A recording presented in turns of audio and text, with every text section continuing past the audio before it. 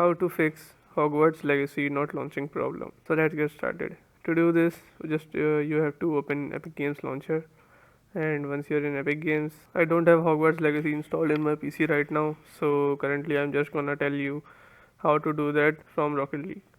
The steps are same for every game, so you just have to see my steps and follow them. You have to click on these three dots and click on it and click on manage. Once you click on this, you have to click on verify.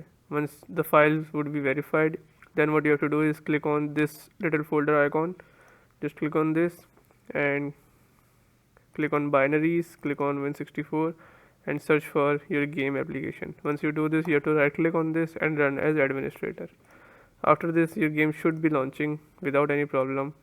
And yes, this is how you can fix your problem. Now if you ask me why is it important to verify, so let me tell you that verifying game files means Epic Games check your game's installed files and compare them with the original files on their servers. So if anything is missing, corrupted or damaged, it automatically downloads and fixes it. So yes, this can solve problems like crashes, black screens, failed updates and performance issues. So yeah, this is it for today's video. If you like the video, give it a thumbs up, subscribe, comment and thanks for watching.